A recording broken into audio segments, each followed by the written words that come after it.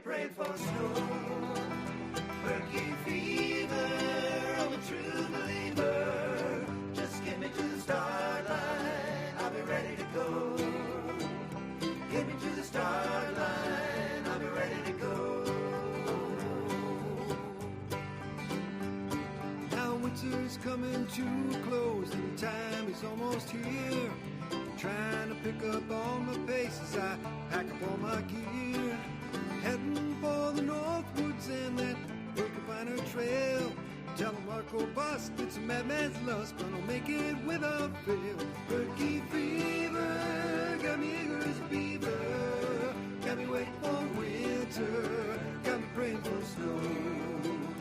Birkie fever, I'm a true believer. Just get me to the start line, I'll be ready to go.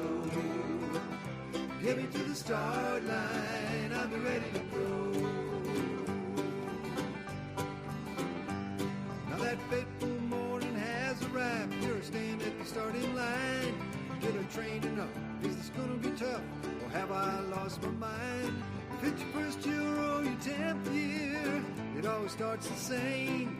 You wonder if the pleasure's worth all of the pain. Birkie fever, got me eager as a beaver. Got me waiting for winter, got me praying for snow.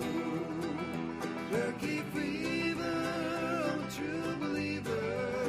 Just get me to the start line, I'll be ready to go. Get me to the start line, I'll be ready to go.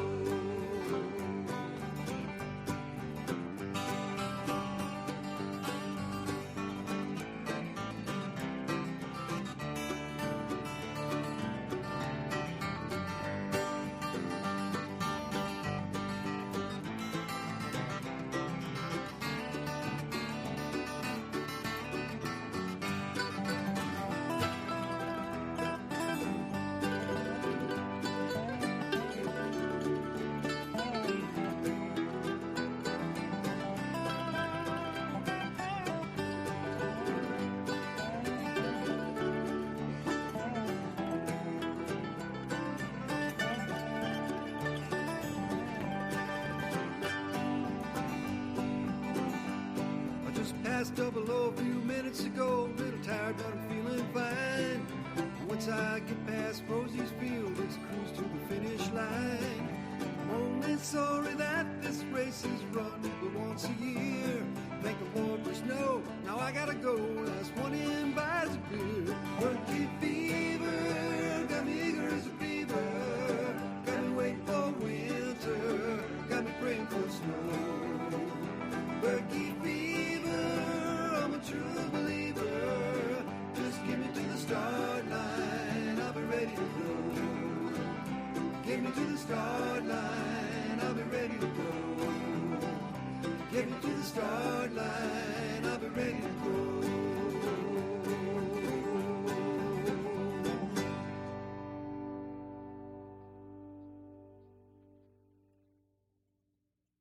Birkie fever, got me eager as a beaver. Got me waiting for winter, got me praying for snow.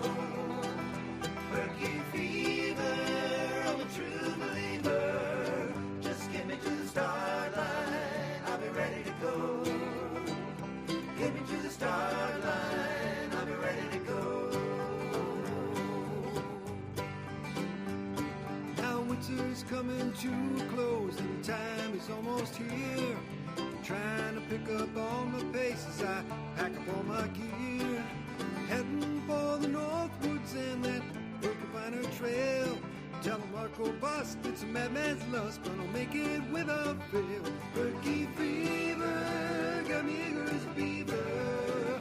Got me waiting for winter, got me praying for snow. Birkie fever, I'm a true believer. Just get me to the start line, I'll be ready to go.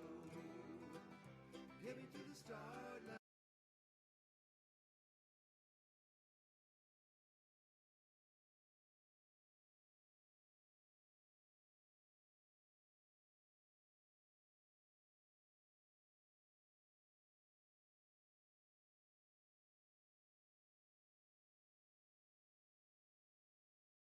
50th anniversary of the American Birkebeiner, a little bit of an update. Yeah, we're excited that you're all joining us again or watching us sometime in the future.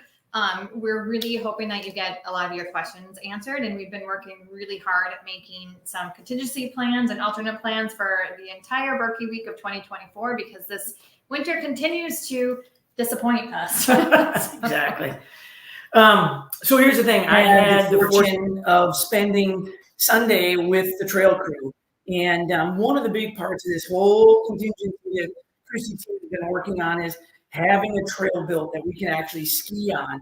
And I'll tell you what, it's been a Herculean effort. This crew had the foresight to start thinking about this back in January when we did have our one little cold snap, and the whole crew put in a huge amount of time to start stockpiling snow with the thought that if it ever, maybe we don't get much snow, maybe we get a little. Well, at the end of the day, as we know, we didn't get any. And so it's been a huge mobilization from the county, from the city of Bayfield County, all kinds of contractors to come together and try and bring you the 2024 American Birkebeiner. At the end of the day, Birkie's all about bringing the community together, and skiing and biking and running is a lifestyle, but we know this is a centerpiece of an event. And after 2017, when we were canceled, unfortunately due to weather, many of you really got behind us and believed in this vision of creating infrastructure that would ensure that no matter what happens, we're going to be able to put on American Birkebeiner. And we started to invest into snowmaking. And while we're only partway there right now, those of you that believed in us, thank you. At the end of the day, this isn't the Birkie spending money and investing on snowmaking. This is you, the community, believing in us that we can help make something happen. And so as you can see it all coming to life right now, this is really what the investment in Mount Telmac Village is all about.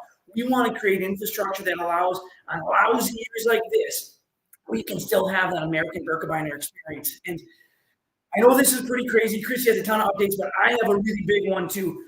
We have actually got a match grant opportunity. Ed and Jenny Ryan, David and Kate Mortensen, the Wheeler family, Ben Marks, put together a match of $500,000.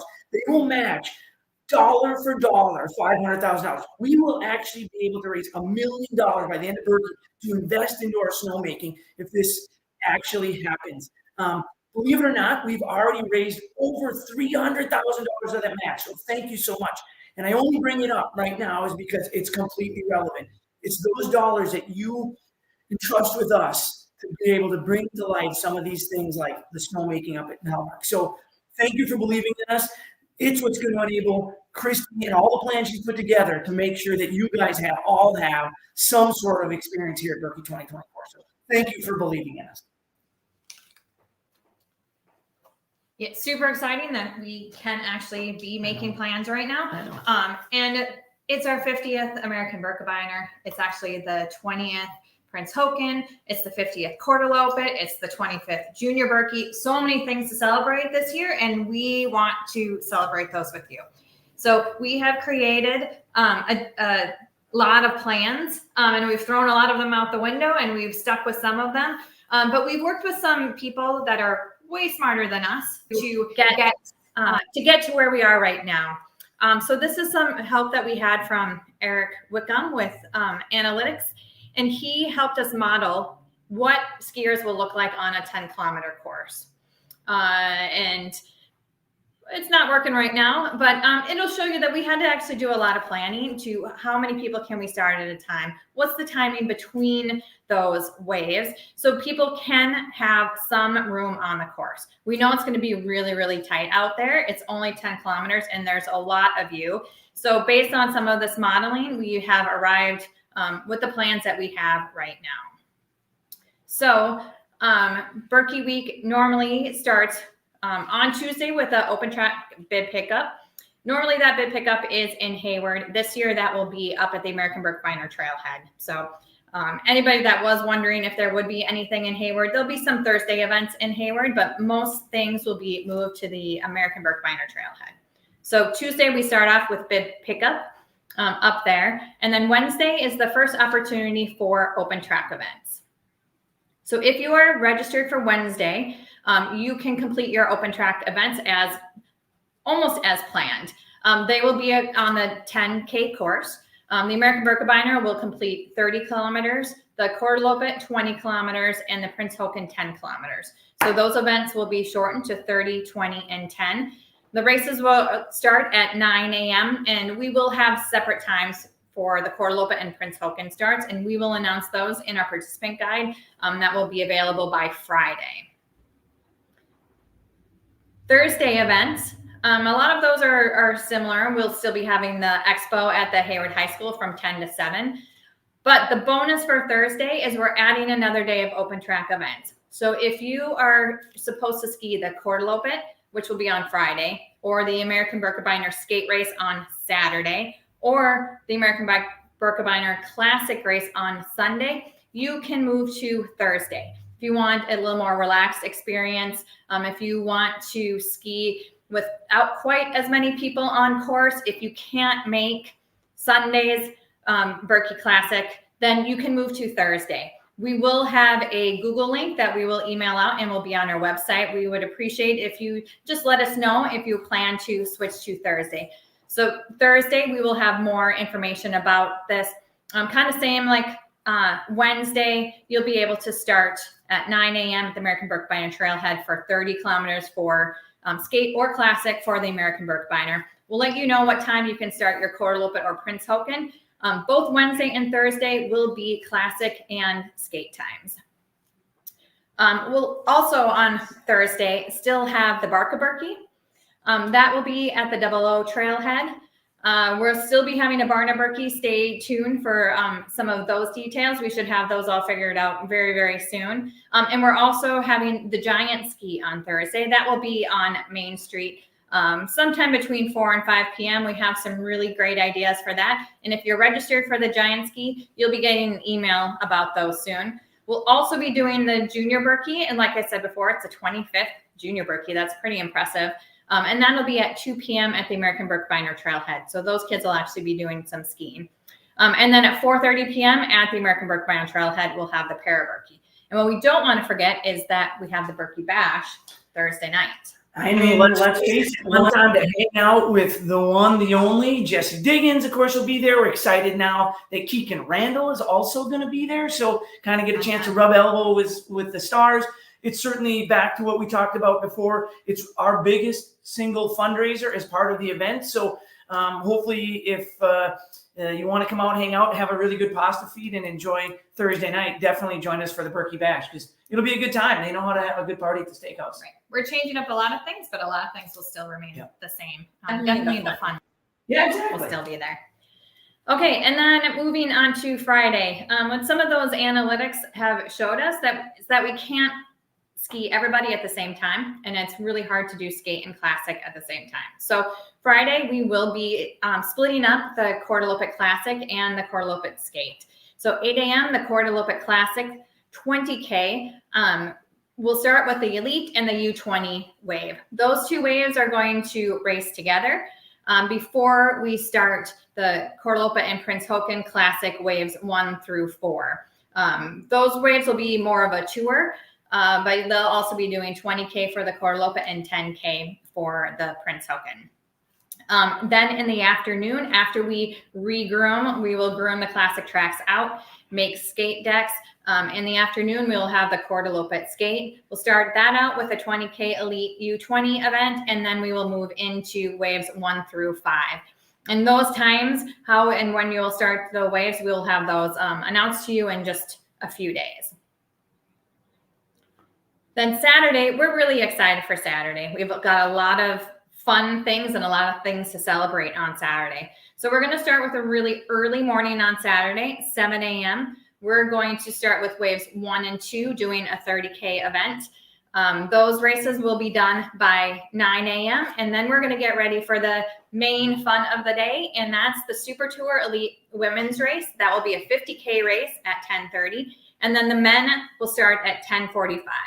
We have some great celebration areas planned. We have lots of people that will be up at the American Birkebeiner Trailhead to watch them, to help celebrate. And so we hope we have tons of participants and spectators up there to really cheer this great group on. We're going to have a lot of World Cup athletes.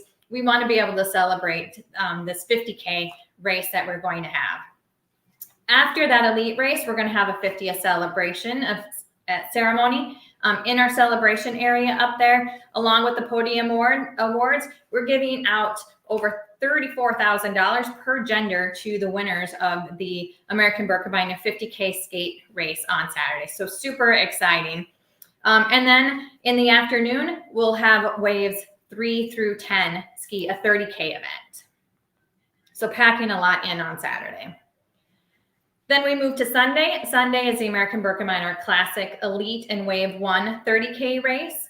Then we will have waves 1 through 5 after that race. We've learned a lot from the modeling of how people will move through the course. And so we're trying to spread people out so we don't get too congested all at once. But we hope that you can stay for Sunday and come cheer those on. The celebration area will be open again. But we'll crown the American Birkebeiner Classic winner on Sunday. Now, some of the questions that we know you really want to know. It's going to be a 10-kilometer course. And for everyone except for the elite skate race, we will be taking out the elevator shaft. Wait a second. What's the elevator shaft? Why would they take that out? I'm just curious. No, I think just to reiterate what Kristy had said there, I think the idea is they've worked through how do we keep people moving through a course that could be 10, 11, 12 kilometers as they finish building it out, that it flows well, certainly will be a challenge, but also meets the appropriate levels of skiing from first-year Birkie skiers all the way to the elite Jesse Diggins of the world and everybody in between. So I think the course is going to be really great. Having seen what they were able to start working on Sunday and Monday, many of you have had a chance to see some of the core of that course. The snowmaking loops that have been hosting many of these other events throughout the year. Think of that as just a sort of the core that they started to build out to the power lines, right? As you leave the Birkie start and head out to the power lines, come back on the classic trail, and then head out towards the golf course where the old Telmark golf course was. We're able to use some of that area because of trucking, and we can get trucks out there around the base of Telmark. I was lobbying hard to go up and over Mount Telmark. That was a bad idea. Evidently was struck down, but they did it in 78 and 9. We could still bring it back. You never know. I think that the course that Jim and the whole crew, kudos to that group again that is putting together. This is something that we certainly haven't done before, and it's sort of building the plane as we're flying the plane. But I think it's going to be a great course that will be safe and fair for everybody to either race on or do your open track on. There's been a lot of different Birkies over the last 50 years, and this is going to be a memorable one for sure. Yes. Yeah. All this modeling, what they're being able to do out on the course has led us to this 10-kilometer course. It'll have probably around 700 feet of elevation per lap. So we know that we're going to have a lot of you out there. We want to have a lot of you out there to celebrate the 50th American Birkebeiner. So we're making as safe of a course for you. And that's one of the reasons why we've reduced it to 10, 20, and 30K for most of those events. So you will get completion credit for doing those credits. And we'll go into a few more of the details here now too. Busing and parking. Busing and parking will be a little bit different than normal. We have a very small parking lot up at the American Birkebeiner Trailhead. And so most people will have to bus in. You can buy parking passes. We still have some parking passes for sale for Saturday, but now we will also have the opportunity. You can buy a pass for Thursday, Friday, or Sunday. So you can see more details about that on the webpage. But if you'd like to have a car there, except for Wednesday when you're doing the open track, all the other days you'll have to have a parking permit to drive into Mount Telmark Village. We'll have busing from our cable lot and the Birkie Ridge lot. So you can come into those and get bused all 5 days. So we'll have lots of busing available to get you to the start. So whether you're a participant or a spectator, we want you to join us at the American Birkebeiner Trailhead. So we're going to make that accessible to you, and you'll find more information in our participant guide, which will be available later this week. Wave placement. So your wave time, your finish time from this year will not count for your wave placement for next year. So for the 2025 American Birkebeiner, we will count your 2020, 2022, and 2023 Birkies for your seating time. This race will be timed. but it will not count for wave seeding or for age group awards. You can find all of this information and more in just a few days. We'll have this done by Friday for you, so you can spend some time reading it over the weekend, the participant and spectator guides, get your plans for next week all dialed in so you know what to expect, where to go each day. We've also had a lot of questions on shipping bibs and gear bags. We are going to make that available. So there will be around next week, there will be a link on our website. So you can request to have your gear bag shipped to you if you're not going to be able to make it here. And we know a lot of people, the 50th is really important to them. They're not able to make it this year. So you will also have the opportunity to have your bib and participant hat shipped to you. Those will get shipped in April, but you have to request to have them shipped or picked up at the office before March 31st. So stay tuned for that link. It'll be available soon. And with all of these changes, we have lots of volunteer shifts that are being switched and are still open. So we are in the process of moving all of those to volunteer shifts to the appropriate days. Come back tomorrow on the volunteer page because we really need your help. 5 days of racing is a lot. Our staff is growing, but we're still a very small staff. So we need a lot of your help. There'll be lots of opportunities at aid stations, at the finish line, at bib pickup, at the expo, indoor and outdoor. We're going to need your help. So check out those volunteer shifts and see if you're available. Maybe you're not skiing all a day or you have extra family in town. It's a great way for everybody to be involved with the American Birkebeiner. This will also be great for you for next week. Ben and I will be doing live updates every day next week to just let you know what's happening on course, what's happening the next day, remind you of the changes, where do you have to go to pick up your bib, what time can you start, what's the trail looking like. Every day next week, starting at Tuesday, we will post a live update at 7 p.m. to let you know what the conditions are like and how the week is going. And you can always check our website at birkie.com/50. This is where you'll find your facts, a lot of answers to your questions, and the latest updates, plus the links to the participant guide and the spectator guide. And skiing might not have been the greatest this year, but biking has actually been pretty good. And just a reminder that we do have the Fat Bike Birkie that's coming up on March 9th. So if you want to come back and see us on March 9th, get your fat bikes out. It'll be an interesting course of a little machine-made snow, some gravel, some dirt. Who knows what we'll have by then? We could have 2 feet of snow. I would think so. That might be what happens this year. But come back, check out the website for more updates about the Fat Bike Birkie. That is still happening soon. Okay, now we're going to go to some of the questions, and hopefully we'll have a lot of the answers. I can make them up. I'm always good with that. Yeah, that's why we usually don't let him talk too much. Let's see. So just a few things that I know some people still haven't heard, but there will be no refunds, deferrals, or transfers for this year, and we are not offering a virtual option. We are having an event, and we want you to experience the 50th as it is. So we are inviting you all here for those 5 days to ski anywhere from 10K to 50K, depending on what wave you're in and what day it is. If you are not comfortable with some of those options, there are lots of ways to change. You can ski on Thursday as an open track. You can always ski in a later wave than you're assigned. So if you're an elite skier and you don't want to participate in Saturday's elite race, you can ski with either waves 1 and 2, or you can even ski with waves 3 through 10. If you are skiing on Thursday or even Wednesday as an open track, because now we don't have the difference between the skate and classic distances, you can always switch techniques for Wednesday and Thursday also. Let's see what else. If you do ski, what about parking for Wednesday open track? So we will offer busing to open track. You can park at the American Birkebeiner Trailhead in the premium parking. There is a limit to that parking, and once we reach that limit, we will have to turn cars away. So if you're nervous about that, then we suggest parking at Birkie Ridge or the cable lot, and we'll let you know which one has open parking for Wednesday, and busing into the start that way. Okay, let's see. If you don't ski your distance, if you drop out partway through, you will not get credit for skiing any shorter distances. You will only get credit for if you ski the distance of the race that you are signed up for.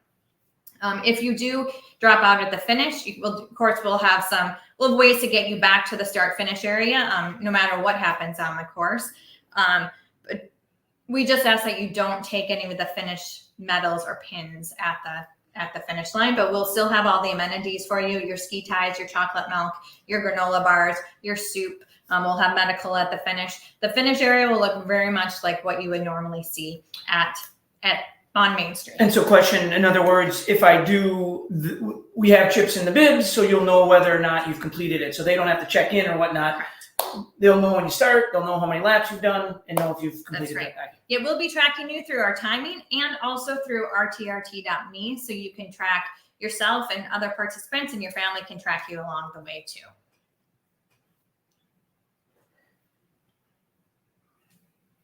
How will the public get to the race area buses? Yeah, I mean, so no buses from Hayward.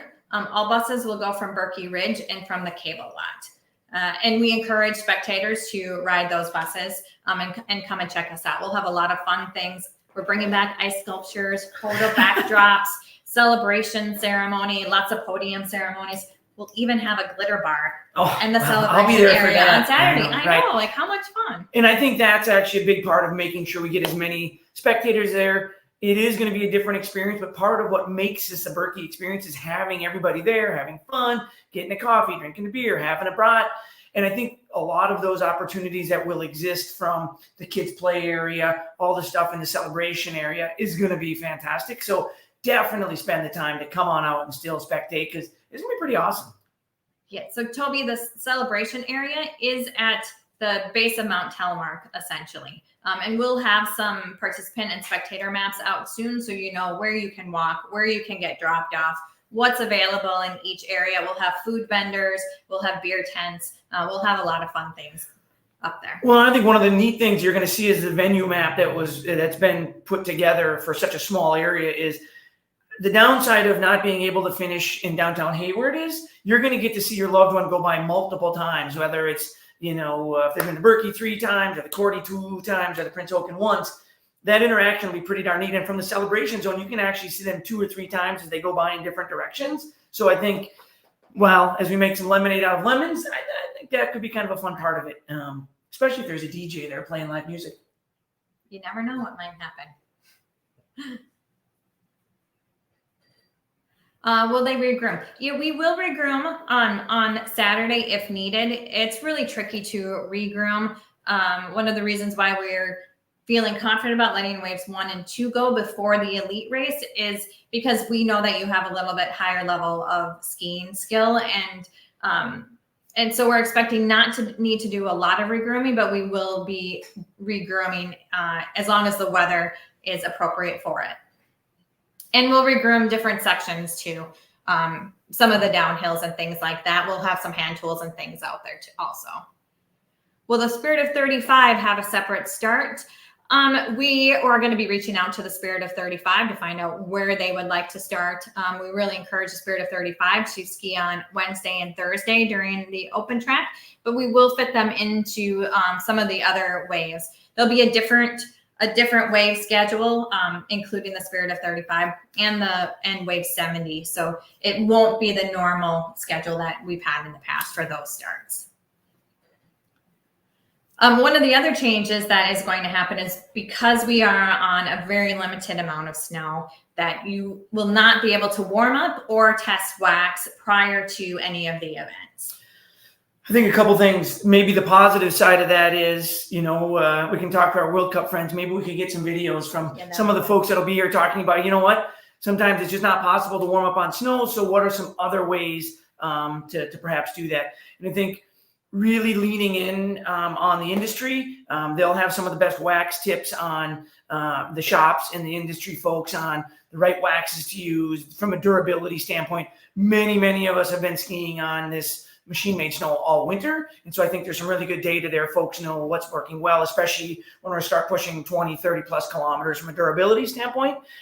It looks like the weather, if we all believe the weather, in this long-term forecast is actually looking, I know this is surprising, a little bit warm again next week. So we're going to get another little cold snap. We're going to make some more snow, but that snow that's out there, it's going to get kind of wet again. And so I think a couple things just from the racing that we've had up here this year, structure will become really important. So I'd really lean into your shops and the industry folks on figuring out structure, because we've noticed that to be a really big part of what's been successful. And then certainly the variety of waxes out there. But yeah, that's what they're there for. Ask questions and the like, and they'll help you out and get you some fast skis. Yeah, visit your local shops and visit them at the expo too. Lots of people there to talk to about this. Yeah. The weather, just I saw that pop up. It looks like it's going to be fairly chilly this weekend. We're going to get another little snowmaking burst down into the single digits, high in the 20s. And then it starts to warm up with daytime temps 32, 33, 34. Lows in the teens, which will be actually setting up the course fairly well. The course that we had out was really hard. It's been rained on. It's been warm, 60 plus, so super transformed. Some of this new snow we're putting out now is actually, it's been buried in this pile that's been 40 feet wide by 40 feet high by 200 feet long. So it's actually very crystalline still, believe it or not. But as it gets deployed and skied on, if we figure 25 to 30,000 skiers laps, if you will, around, it's going to get to start to transform a bit. But again, this warm weather, I think it's not going to get rid of all the snow by any means. It's going to be mid-30s. One little plug I will put in at this point in time, because we've seen it with the other events, there's going to be a huge amount of people there. And I just would implore you and or your friends and family that are coming, the one thing that can really hurt quickly is dirt. And the best way to get dirt on the trail is people walking through mud and then onto the trail. So you're going to see a lot of course control areas to try and keep spectators in areas and the like. And we know that it's hard to do that when you're on a ski course. But the reason they're there is that it helps keep the course clean, because it's easy to bring dirt on and the like. And so if people, again, you can kind of go anywhere at times, but at the end of the day, please try and follow some of those restrictions, because again, we're just trying to keep the snow clean and durable, so that whether you're skiing Wednesday or Sunday or anywhere in between, we have the best conditions for you while you're here for that week. Right. And we'll be putting out spectator maps with some suggestions on where to go, how to get across along the trail, and where you should really kind of hang out to watch the events. And I know we'll bring it up again, but again, from a spectator standpoint, you're there for a couple hours hanging out, watching, waiting. There'd be a lot to do from the Birkie start area. A short walk, it's about 1 kilometer, or you can catch a shuttle bus, I think. I might have made that up, but I'm not sure. But in between, getting over to the celebration zone again, where all the fun can happen, and hang out like it's like Main Street, and yet you get to see your loved one go by multiple times. So I think it'll be pretty fun. I get different, but fun. Exactly. Yeah. Will bid pickup end on Friday? So that's a really good question. Bid pickup at the expo will end on Friday. You will be able to pick up your bib at the start of your race Friday morning and Saturday and Sunday morning at the American Birkebeiner Trailhead. So at the start venue, you can get your bib Friday, Saturday, Sunday. New and different than in previous years, you will also be able to get your gear bag at the start of those races too. So you can pick up your bib and gear bag for the open track event Wednesday, so Tuesday afternoon or Wednesday morning. Thursday, if you're going to ski the open track event on Thursday, you can only get your bib at the Hayward High School from 7 to 10 a.m. So we will not be able to have your bib at the Birkie start area, at the race venue start area Thursday morning. But Friday morning, Saturday, and Sunday morning, we will have all of the bibs there. And again, these are a lot of little details. I know you guys have been working on a lot, but there'll be a printed place. Go to the website to figure out. We'll have all these details down for you, and there will be multiple ways for you to get your bib. So from mailing it, because you can't get here, to actually picking it up in person. And I think, as Kristy mentioned earlier, doing these daily updates the night before, if you're like, hey, I'm skiing on Thursday, tune in on Wednesday night, because that can then we can go through all those pertinent details again. It's all new for us as well, so we'll be refreshing ourselves. But certainly, if you're able to tune in the night before each of your day's events that you're leading into, I think we can keep them short, 10, 15 minutes. Hey, tomorrow it's this, pick up your bib here, and that'll, I think, be a good way to just make sure that you don't get somewhere and you're like, I can't, what do you mean I can't get my bib here? Right. And we have some more exciting things planned. We're doing some shout out videos. So stay tuned. You can record videos that will play when your friends and family cross a specific line on the course, and then they'll play on a live big video board on course, just to add to the fun and excitement and action on course. So stay tuned for more of those announcements and things that will be happening soon, because we know this year is going to look different, but we want to celebrate it. We want to celebrate you. We want to celebrate cross country skiing. And so we want to make this a fun and memorable event. So which distance is the Birkie? So the American Birkebeiner Skate and Classic race will be 30 kilometers. The Coeur d'Alene Skate and Classic will be 20 kilometers. The Prince Haakon will be 10 kilometers. Unless you are in the American Birkebeiner Skate Elite Wave, then you will be doing 50 kilometers. And those, just to be clear, are 1 lap, 2 lap, and 3 laps of the course that's getting built out with an estimated distance of 10 kilometers. It might be that it ends up being 11.4 or 9.9. I think my guess is we can talk to Jim and the crew. They should be done moving snow by this weekend. And then I think we could probably get a pretty accurate map out to everybody saying, hey, the course is 11.4 kilometers. So that means I'm doing 34 and a half kilometers. Quick math. I know, trying to do that. So 1 lap Prince Haakon, 2 laps Cordy, 3 laps Birkie, with some flexibility in what that total distance actually is. Right. Are spectators allowed at the trailhead? Yes, we welcome spectators there. There will be spectator areas in the start and finish area and in the celebration area.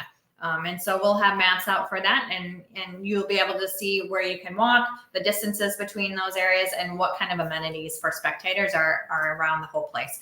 We think we'll have some really great things and some great sponsors and vendors and things there for you to spend the whole day with us there and watch a lot of racing.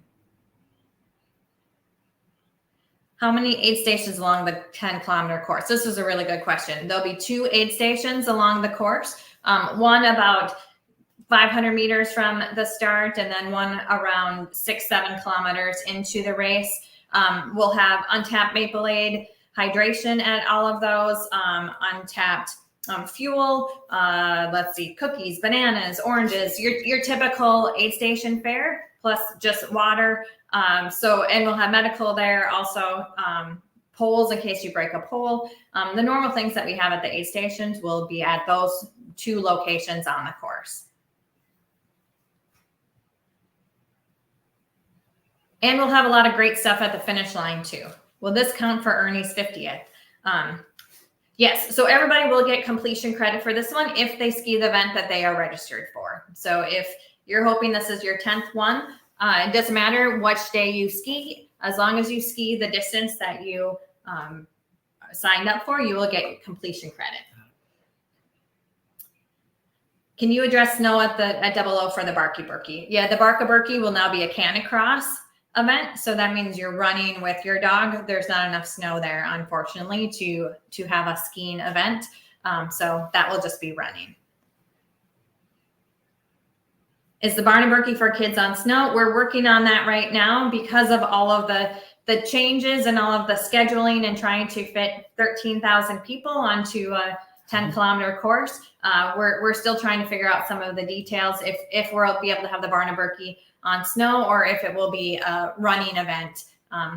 We just want the kids to be able to celebrate healthy, active lifestyles and eat some cookies and hot chocolate while they're at it. but yeah, we'll be announcing soon where the Birkie will be. Can you revisit what it will look like to ski in such a small course? Will it be any wider? We predict that the course will be about 25 feet wide. So another reasons why we're going down to the shorter distances, 1 lap, 2 lap, 3 laps, is because it will be a little more crowded on the course. So it's not quite as wide as you see in the traditional Birkie trail, and of course, classic and skate trails. We're very lucky that for the first half of the race, normally classic and skate skiers aren't together. Of course, in these conditions that we have to put them together. So you'll be skiing with a lot of your closest friends, and hopefully you're all polite to each other and let each other pass.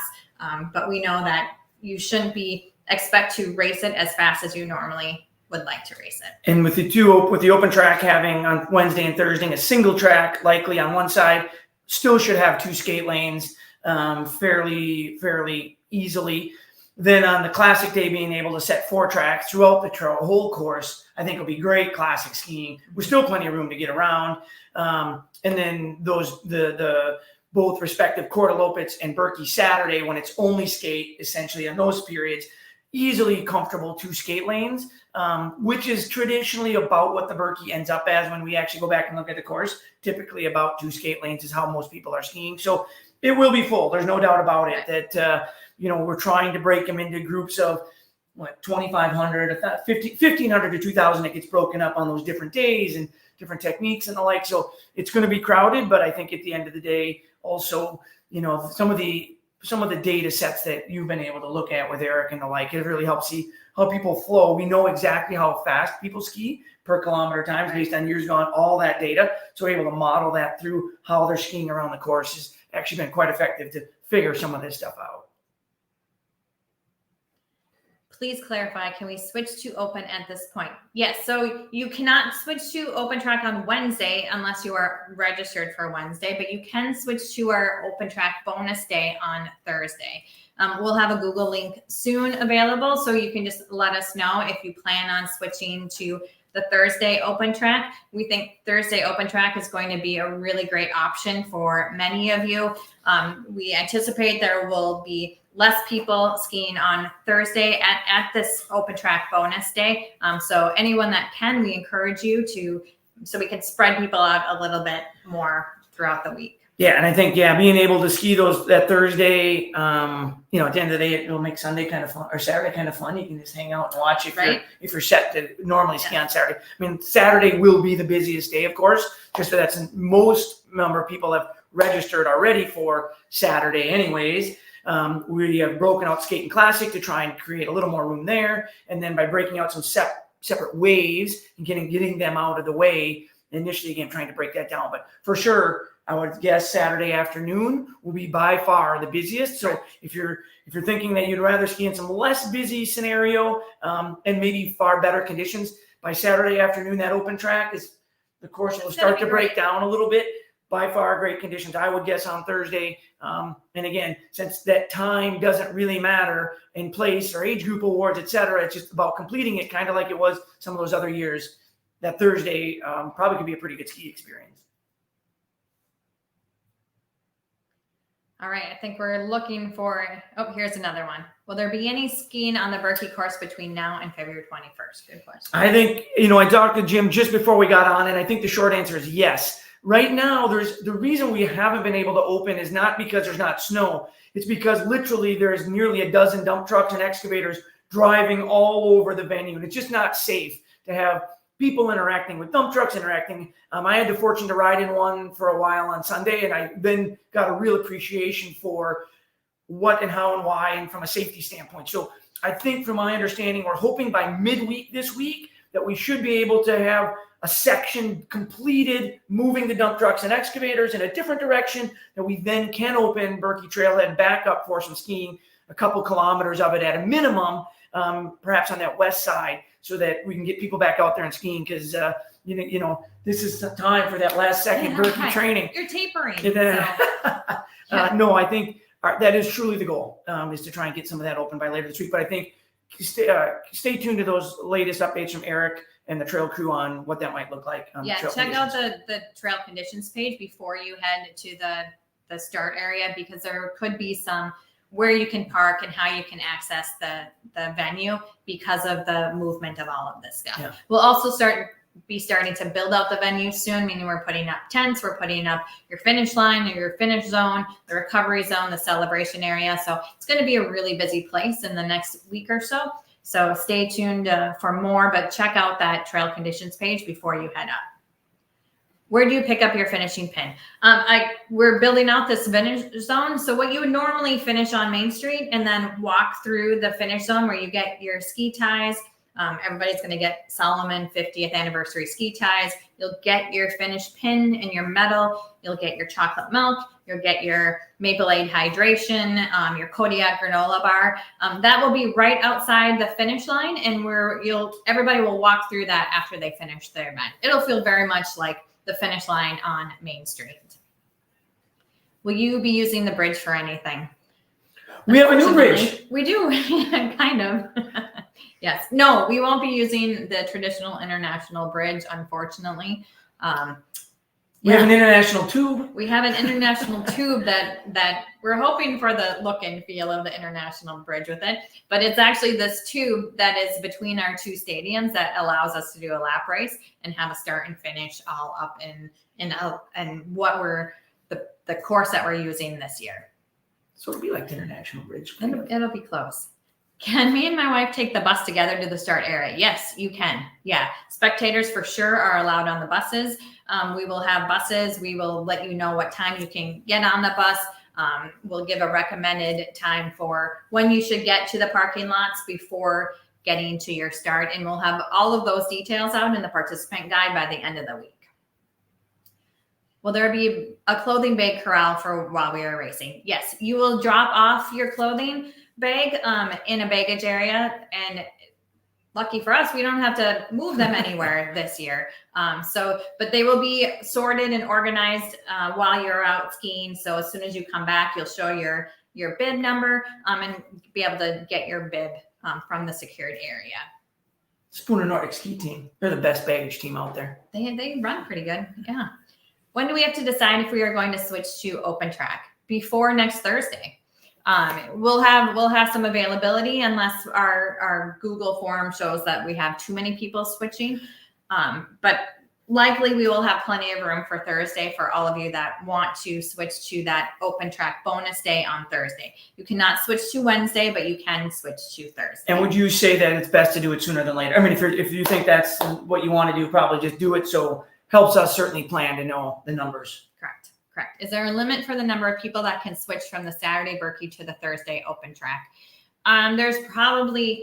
We want to keep that a fairly light day compared to some of the other days, but we do have a lot of room in that day, more room than we have on Friday, Saturday, and Sunday to accommodate people because we'll have the American Birkebeiner later in that morning. We'll have a Quartalopet start, and then a little bit after that, we'll also have the Prince Håkon start. So we have the ability on Thursday and on Wednesday to spread you out throughout the day more. So we'll be able to accommodate a lot of people on Thursday.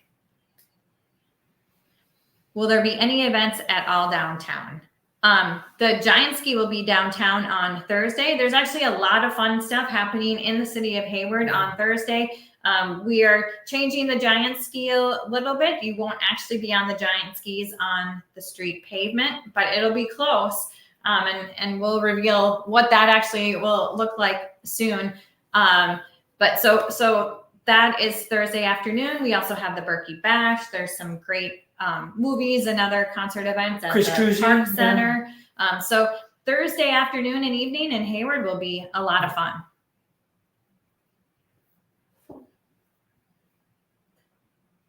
We might have some more questions, but I think we've answered a lot of them tonight, and it looks like we've been talking for a long time. So how late on Thursday can we ski the bonus day course? We will have a cutoff time for each day, depending on our start times and how many people are moving to that Thursday. Thursday, we'll also be having the Junior Birkie up at the American Birkebeiner Trailhead and the Para Birkie.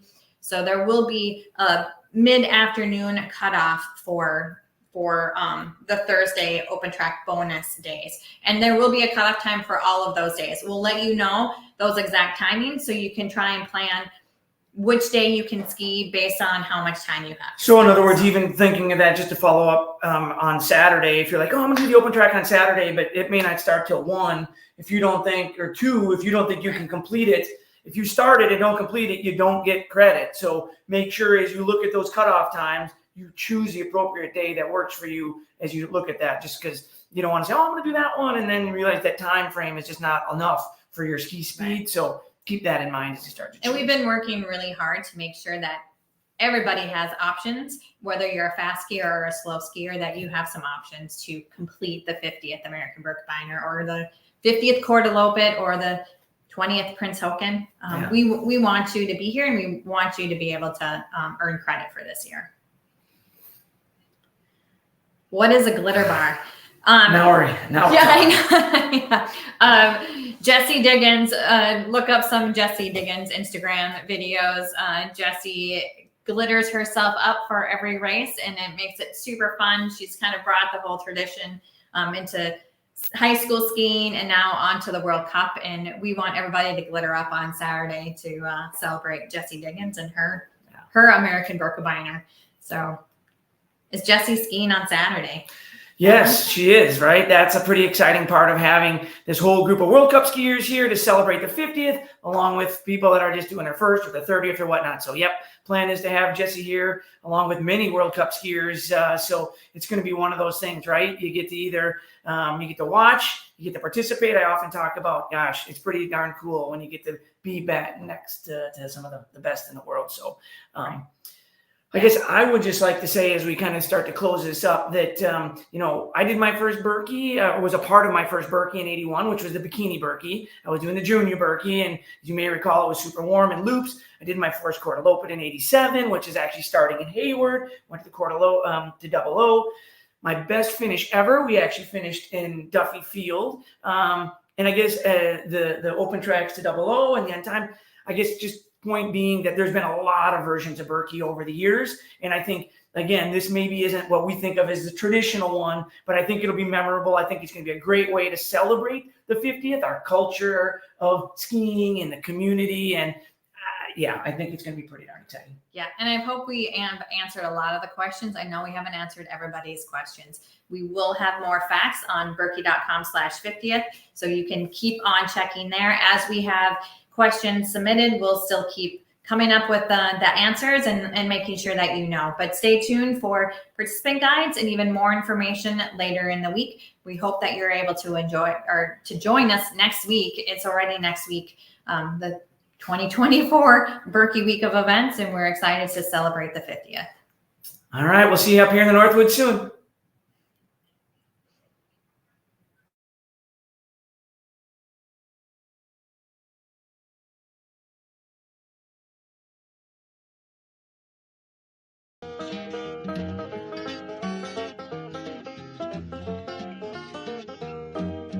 Year was 1206, was a little Norwegian prince. Across the mountains and through the trees, they carried that baby on wooden skis. Civil War running wild, so the Birkebeiner saved that child. For 55 kilometers at a perilous pace, they won the first Birkebeiner race. Feeling good, feeling fast. When I get to the end, gonna tell all my friends that I did it by myself. Doing the Birkebeiner ride. In Norway and Wisconsin, the race goes on. From Hayward to Telemark, to sing this song about the best in the world, about you and me, doing the Birkebeiner ride. Thousands of skiers and a marching band, they'll line the streets, they'll give us a hand. From around the world, they've come to see me do the Birkebeiner ride. Feeling good, feeling fast. When I get to the end, gonna tell all my friends that I did it by myself. Doing the Birkebeiner ride. Across the Namakogan, what a sight we'll make as we glide on over the Hayward Lake. Then it's double pole, make tracks, get up and go to Coeur de Lopet, finish at Double O. A long, hard climb up the Fire Tower Hills. Test our wax, it'll test our wills. And when across that line, they're gonna cheer for me, doing the Birkebeiner rag. Feeling good, feeling fast. When I get all my friends that I did it by myself. Do the Birkebiner, do the Birkebiner right.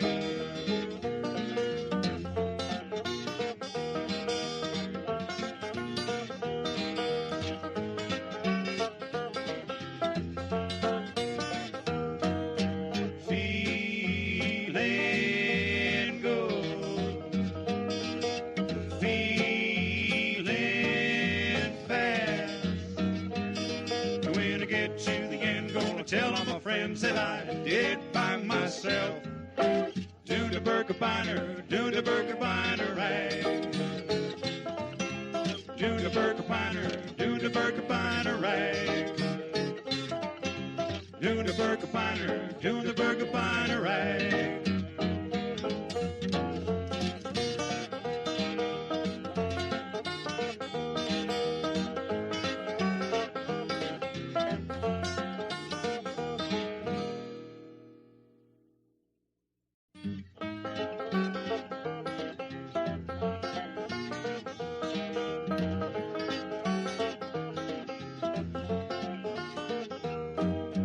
Year was 1206, was a little Norwegian prince.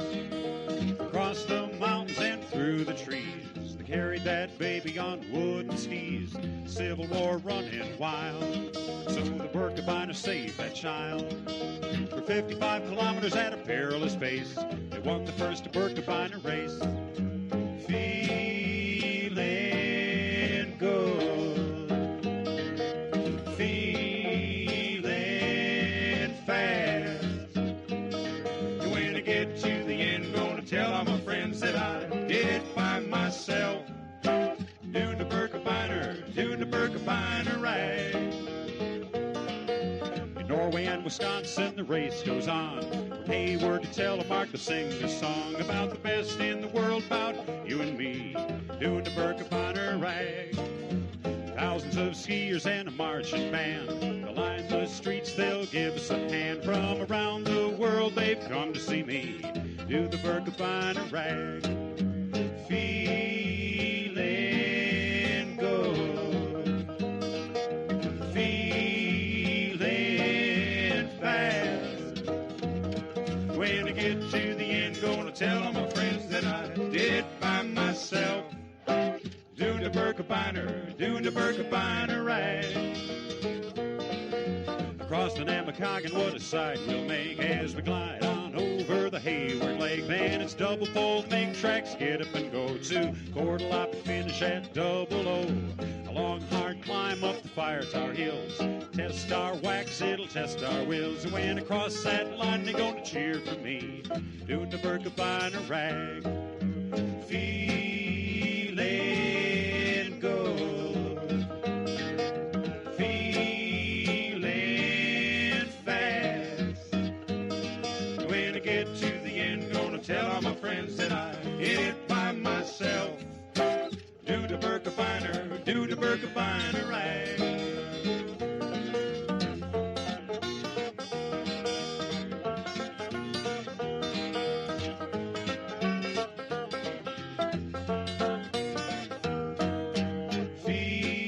Feeling good, feeling fast. When I get to the end, gonna tell all my friends that I did it by myself. Do the Birkebiner, do the Birkebiner right. Do the Birkebiner, do the Birkebiner right. Do the Birkebiner, do the Birkebiner right.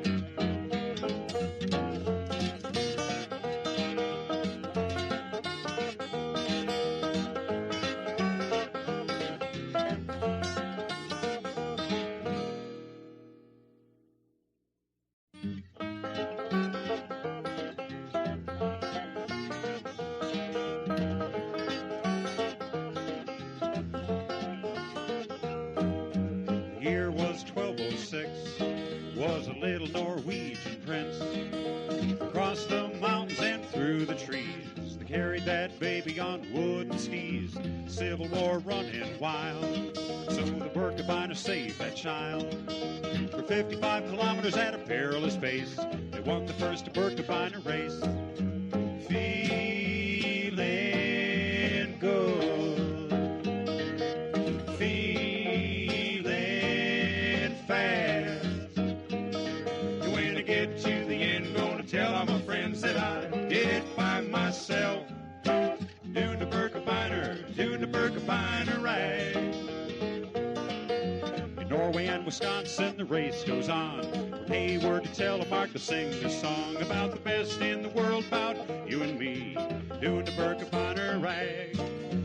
Thousands of skiers and a marching band, they'll line the streets, they'll give us a hand. From around the world, they've come to see me do the Birkie ride.